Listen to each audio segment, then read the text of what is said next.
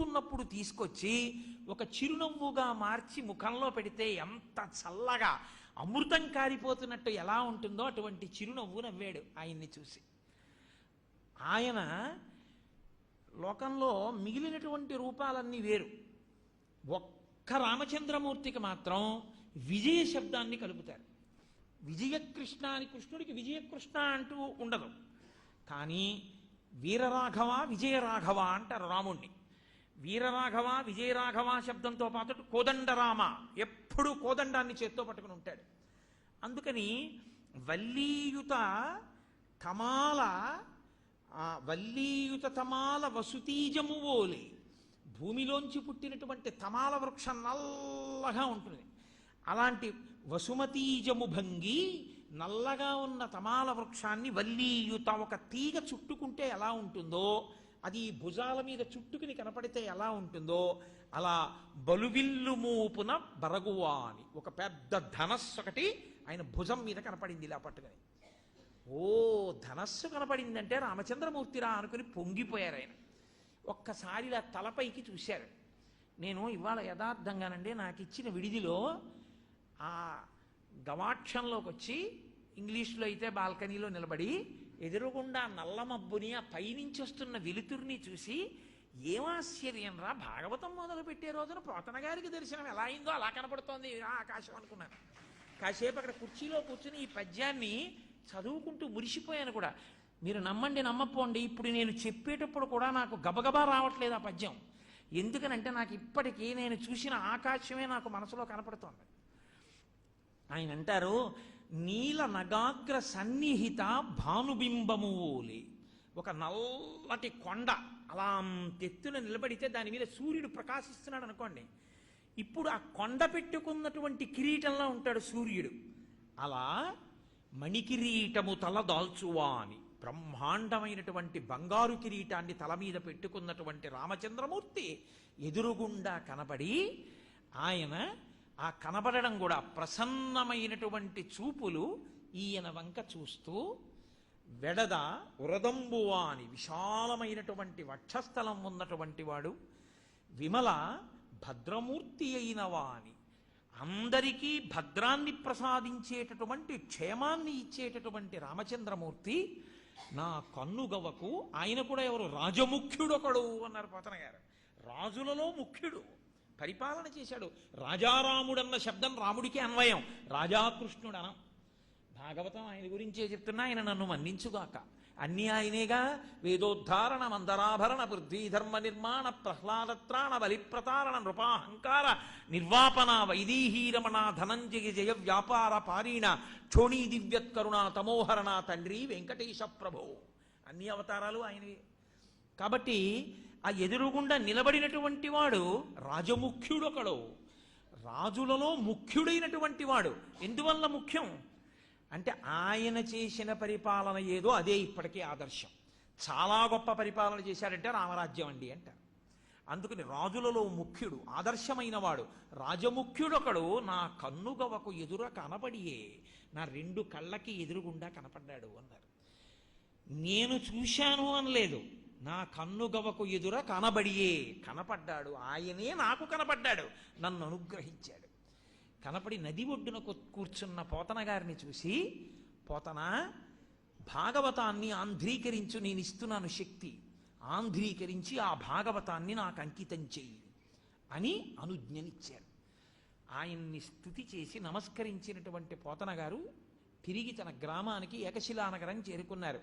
ఇప్పటికీ మహానుభావుడు పోతన గారు అర్చన చేసినటువంటి గద్దె ఏకశిలానగరంలో, ఆ గ్రామంలో ఇప్పటికీ ఉంది.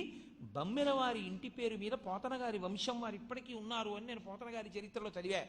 నిన్ననేలా ఉంది మా గోపాలకృష్ణ గారితో అంటున్నాను ఈ మాట. హైదరాబాద్ ఉపన్యాసాలకు వెళ్ళినప్పుడు రోజు తెల్లవారుజామున వరంగల్ వెళ్ళి వెతుక్కునైనా సరే మనం ఆ గద్దె చూసి రావాలి గోపాలకృష్ణ గారు అని.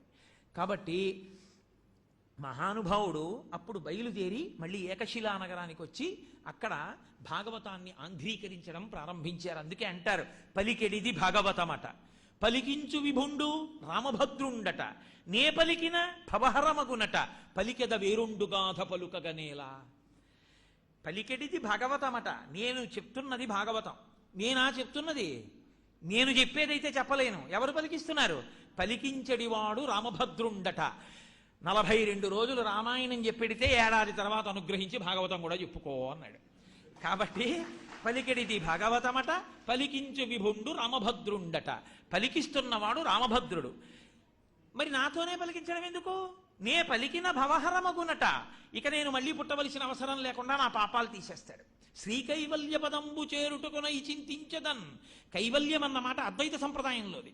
కాబట్టి మళ్ళీ పుట్టవలసిన అవసరం లేని స్థితిని చేరుకోవడానికి ఇది చేస్తున్నాను తప్ప దీనివల్ల ఏదో బిరుదులు, సత్కారాలు, సన్మానాలు, తాంబూలాలు ఆశించి చెప్పుకున్నవాడిని కాను. కాబట్టి పలికెడిది భాగవతమట, పలికించు విభుండు రామభద్రుండట. నే పలికిన భవహరమగునట, పలికెద వేరుండు గాథ పలుకగనేలా. ఇంకొకటి పలకడం ఏమిటి? రామచంద్రమూర్తి నా చేత ఏది పలికిస్తున్నారో అదే పలుకుతాను, నాకు స్వాతంత్రం లేదు. అసలు రామ శబ్దంలోనే ఒక అద్భుతం ఉంది. రకార అకార మకారముల చేత అది తత్వమసి మహావాక్యం. తత్ త్వమ్ అసి అయితే తత్వమసి రామ కింద మారుతుంది. కావాలంటే మీరు రామ సంబంధమైన ఉపనిషత్తుని పరిశీలించి చూడండి. తత్వమసి మహావాక్యమే రామనామం. తత్వమసి మహావాక్యమే అద్వైత సాంప్రదాయానికి అంతటికీ కూడా ఆది కేంద్రము. అది నీవై ఉన్నావు, జీవబ్రహ్మైక్య సిద్ధి. కైవల్యం కోరుకున్నారు కాబట్టి రామచంద్ర పరబ్రహ్మంగా సాక్షాత్కరించాడు మహానుభావుడు. కాబట్టి నేను భాగవతాన్ని ఆంధ్రీకరిస్తాను అని ఇమ్మనుజేశ్వరాధములకిచ్చి పురమ్ములు వాహనమ్ములున్ సొమ్ములు కొన్ని పుచ్చుకొని శొక్కి శరీరము వాసి కాలుచే సమ్మెటమాటులంబడక సమ్మతి శ్రీహరికిచ్చే చెప్పే ఈ బమ్మెరపోతరాజొకడు భాగవతంబు జగద్ధితంబుగన్. ఈ భాగవతాన్ని మనుజేశ్వరాధములకిచ్చి ధూర్జటి చెప్పుకున్నాడు ఇంత ధైర్యంగా. మళ్ళీ పోతన గారు చెప్పారు. పోతన గారు చెప్పాక ధూర్జటి చెప్పాడు. కాబట్టి ఇమ్మనుజేశ్వరాధములకిచ్చి, ఈ రాజులకిస్తే ఏమొస్తుంది? ఏవో కొన్ని అగ్రహారాలు ఇస్తారు, ఏవో గండపెండేరాలు ఇస్తారు, కొన్ని బిరుదులు ఇస్తారు. ఇచ్చిన రాజు ఉండడు, పుచ్చుకున్నవాడు ఉండడు. ఇక మధ్యలో పుచ్చుకున్నవి ఉంటాయి. చిట్ట చివరికి లేనిపోని ఇబ్బందులు కలుగుతాయి. అలసాని పెద్దన గారు చెప్పుకోవాలా? ఎదురైన చోతన మదకరీంద్రము డిగ్గి కేలూతనొసగి ఎక్కించుకుని మనుచరిత్రం బందుకొను వేళ పురమేగ పల్లకి తనకేల పట్టి ఎత్తి బిరుదైన కవిగండ పెండేరమున కీవె తగునని తానే పాదమున తొడగే గోకట గ్రామాజ్యనేకగ్రహారములడిగిన సీమలు అందునిచ్చే ఆంధ్ర కవితా పితామహా అల్లసాని పెద్దనామాచాని నన్ను పిలుచునట్టి కృష్ణరాయల తోడ దివికేగలేక బ్రతికియున్నాడ జీవచ్ఛవంబునగుచు అన్నారు. కాబట్టి ఇచ్చినవాడు లేడు, పుచ్చుకున్నవాడు లేడు. పోతన గారు అన్నారు, ఇమ్మనుజేశ్వరాధములకిచ్చి పురమ్ములు వాహనమ్ములు సొమ్ములు కొన్ని పుచ్చుకొని సొక్కి శరీరము వాసి కాలుచే సమ్మెటవాటులంబడక. ఏమిరా, నీతో భాగవతం ఆంధ్రీకరింపజేస్తే ఇంత గొప్ప భాగవతాన్ని రాజులకి అంకితమిచ్చి ఆ వచ్చినటువంటి డబ్బుతో సంతోషంగా జీవితం గడిపావా? దుర్మార్గుడా అని రేపు పొద్దున్న కాలుడు యమధర్మరాజు సమ్మెట పెట్టి కొడతాడు నన్ను. నాకెందుకు ఈ దిక్కుమాలిన గొడవంతా? అందుకని నాకు ఇవేమీ అక్కర్లేదు. కాబట్టి నేనేం చేస్తాను? సమ్మెటవాటులంబడక సమ్మతి శ్రీహరికి ఇచ్చే చెప్పే ఈ బమ్మెరపోతరాజొకడు భాగవతంబు జగద్ధితంబుగన్. శ్రీహరికి, రామచంద్రమూర్తికి అంకితం ఇచ్చి చెప్పుకుంటున్నాను తప్ప భాగవతాన్ని నరుల యొక్క ప్రశంస కోసమని చెప్పి ఏ విధమైనటువంటి ప్రయోజనాన్ని ఆశించి నేను చెప్పుకోవట్లేదు. అందుకే అంటారు, బాలరసాలసాల నవపల్లవ కోమల కావ్యకన్యకన్ కూడులకిచ్చి అప్పడుపు కూడు భుజించుట కంటే సత్కవుల్ హాలికులైననేమి మరి అంతయునున్ మగలేకయున్న గౌద్ధాలికులైననేమి నిజదారసుతోదర పోషణార్థమై. బాలరసాలసాల నవపల్లవ కోమల కావ్యకన్యకన్, ఇంత కష్టపడి తయారు చేసినటువంటి ఈ కావ్యకన్య, ఈ పిల్ల భాగవతం నా కూతురు లాంటిది. దాన్ని పట్టుకెళ్ళి ఎవడో ఒక నీచుడికి పట్టుకెళ్ళి డబ్బున్నవాడని ఇస్తానా? ఇవ్వను. రామచంద్రమూర్తికి ఇస్తాను, మహానుభావుడికి. కాబట్టి యమధర్మరాజుతో దెబ్బలు తిని ఎందుకు చేశావురా ఈ పని అనిపించుకోవడానికి నేను సిద్ధంగా లేను. ఈ బమ్మెర పోతరాజొకడు, పోతన గారు చెప్పుకుంటున్నారు, ఈ భాగవతాన్ని రామచంద్రమూర్తికి అంకితం ఇస్తాను అన్నారు. అంత గొప్ప భాగవతాన్ని చెప్తూ ఆ భాగవత ప్రారంభం ఎలా జరిగింది అన్నదానికి ఇంతకన్నా పోతన గారంటే నాకున్న భక్తి అటువంటిది. నేను పోతన గారి పేరు చెప్తే నాకు ఒళ్ళు తెలియదు. 10 రోజులు పూర్తి చేద్దామని 8:30 పోతన గారి గురించే పట్టింది. చాలు, పోతన గారి గురించి చెప్పుకోవడమే భాగవతం చెప్పుకోవడం. కాబట్టి సూతుడు శౌనకాది ఋషులందరూ కూర్చుని ఉన్న చోటికి నైమిషారణ్యానికి వెడితే అక్కడ చేస్తున్న సత్రయాగంలో ఆయన అడిగారు, ఏమయ్యా మళ్ళీ పుట్టవలసిన అవసరం లేకుండా మాకేదైనా మంచి విషయం చెప్పవయ్యా అంటే, ఎందుకు కలియుగంలో భాగవతం చదువుకోవాలి? అలసులు, మందబుద్ధియుతులు, అల్పతరాయువులు, ఉగ్రరోగ సంకలితులు, మందభాగ్యులు, సుకర్మములెవ్వియు చెయ్యజాలరీ కలియుగమునందు మానవులు. కావున ఎయ్యది సర్వసౌఖ్యమయ్యలవడు ఆత్మకు శాంతి మునీంద్ర చెప్పవే. అది ప్రశ్న అడగడం అంటే. అలా ఉంటే చెప్పకుండా ఎలా ఉండగలరండి? అలసులు. ఈ కలియుగంలో ఉండేటటువంటి మనుష్యుల యొక్క లక్షణం అలసత్వం. ఇంట్లో ఉన్నటువంటి బూర్లు వండుకునే మూకుడుకున్నంత ఆయుర్దాయం ఉండదు మనిషికి.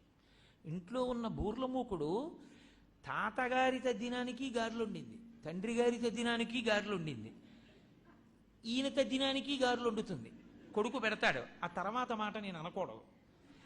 నీ ఇంట్లో ఉన్న బూర్లు మూకుడుకున్నంత ఆయుర్దాయం నీకు ఉండదు. ఈ ఉన్న ఆయుర్దాయంలో లేచి ఉన్నప్పుడల్లా అలసటే. ఎప్పుడు ఏ పని చేసినా అబ్బా అలసిపోయానండి అంటే ముందు అలసటతో మొదలు ఏదైనా. అలసులు అన్నిటికీ అలిసిపోతారు. మందబుద్ధులు ఏదీ తొందరగా గ్రహించలేరు, గ్రహిస్తే ఆచరణలోకి తేలేరు. అన్నీ విన్న తర్వాత ఇంటికి వెళ్ళి ఏం చెప్పారంటే అన్నా, అబ్బా చాలా బాగా చెప్పారు, చాలా బాగా ఏం చెప్పారు చెప్తున్నానా, చాలా బాగా చెప్పారని. చాలా బాగా ఏం చెప్పారండి ఒక్కటి చెప్పండి అంటే, అలా చెప్పేట్టయితే నేనే చెప్తున్నా, ఆయన ఎందుకు కాకినాడ నుంచి అంటాడు తప్ప చెప్పలేడు. మందబుద్ధియుతులు. మీరు అటువంటి వారు కాదు, నాకు చెప్పగలిగిన ప్రజ్ఞాశాలురు, నాకేమి మహాపండితులు, కానీ మీ వినయం అలా కూర్చున్నారంతే. కాబట్టి మందబుద్ధియుతులు, అల్పతరాయువులు. పెద్ద ఆయుర్దాయం ఉంటుందా? 100 సంవత్సరాల ఆయుర్దాయాన్ని కలియుగంలో ఈశ్వరుడు ఇస్తే అక్కర్లేనిటువంటి ఒక నట్టు బోల్టు మీద ఆధారపడినటువంటి ఓ 2 చక్రాల బండెక్కి 80 కిలోమీటర్ల వేగంతో వెళ్ళి ఇంటెన్సివ్ కేర్ యూనిట్లో తేలుతాడు. అంత అల్లరి జీవితాలు. కాబట్టి అల్పతరాయువులు, ఎక్కువ ఆయుర్దాయం ఉండదు. ఉగ్రరోగ సంకలితులు. వచ్చే వ్యాధి ఏదో పరిశం పట్టినట్టు 3 రోజుల్లో పోయేదా? జీవితాంతం వాడు ట్యాబ్లెట్ వేసుకోవాల్సి. ఇంకా మాట్లాడితే అన్నం తినడం కన్నా ముందు ఇంజక్షన్ చేసుకుంటే కానీ అన్నం తినలేనంత దీర్ఘవ్యాధి. అది కంట్రోల్ చేసుకోవలసిందే కానండి ఆ వ్యాధిని పోగొట్టుకోవడం అన్నది సాధ్యం కాదంటారు ఎవరు. మీరు పట్టుకునే ఉంటారు ఈ పాటికి. కాబట్టి ఉగ్రరోగ సంకలితులు, అటువంటి ఉగ్రమైనటువంటి రోగాలు. మందభాగ్యులు. పోనీ ఏమైనా ఐశ్వర్యం ఉంటుందా? ఉండదు. ఐశ్వర్యం ఉండడం ఒక ఎత్తు, ఉన్నా దాన్ని సత్కార్యానికి ఎవడు ఉపయోగిస్తాడు? ఏదో ఈ కోటేశ్వరరావు గారు అంతటివాడు ఇంతటివాడని ఆయన అంటారు, కానీ ఏమీ లేదు కాబట్టి ఈ పాటి వినయం ఉంది. ఏదో ఒక్కటి ఉంటే అసలు నాకు ఈ పాటి వినయం నిలబడేదో కాదో అప్పుడు చూడాలి మీరు. అంత ఉండి అలా కూర్చున్నవాడు వినయవంతుడు. ఆయన నేను కాదు, నాకు ఏముందని అహంకరించాను. అహంకరించడానికి ఏమీ లేదు కాబట్టి ఇలా కూర్చున్నాను. అహంకరించడానికి ఏమీ లేదు నాకని అహంకరిస్తుంటాను అప్పుడప్పుడు. కాబట్టి ఉగ్రరోగ సంకలితులు, అల్పతరాయువులు, మందభాగ్యులు. ఐశ్వర్యం ఉండదు, రెక్కాడితే కానీ డొక్కాడదు. పోని అక్కడతో ఊరుకుంటాడా? సుకర్మములు ఇవ్వియు చెయ్యజాలరు. పోన్లేవయా, డబ్బే ఉండాలా? అందరూ ప్రవచన మంటపాలే కట్టాలా? అందరూ శారదాదేవికి హారాలే చేయించాలా? ఓ గుడికి వెళ్ళి తుడుస్తావా? బాగుండదండి, అందరూ చూస్తారంటే గుడి తుడవడం. ఓ ఉత్సవం వస్తోందంటే గుడికంతటికి బూజులు దులిపి మీ అందరూ కలిసి గుడికి అడిగేసుకుంటారా? ఎన్నడూ చెయ్యం. పండగలు వస్తే మన ఇళ్ళు తుడుచుకోవడం, మన ఇళ్ళు కడుక్కోవడం, మళ్ళీ దుమ్మోసుకోవడం తప్ప ఓ గుడికొచ్చి సంవత్సరంలో ఒక్కసారి మనందరం కలిసి దేవాలయాన్ని మనం తుడుద్దాం, మనం కడుగుదామని రాం. మేము చేస్తామండి ఈ సేవ, ఈ సంవత్సరం మాకు ఇవ్వండి సేవ అని చెప్పి దబాయించి బుచ్చుకుని సేవ చేస్తామా? చెయ్యం. ఓ ఈశ్వరుడి పల్లకి పెడుతుంటే పట్టుకుంటామా? పట్టుకోలేం. పోనీ సాష్టాంగ నమస్కారం చేస్తామా? చెయ్యం.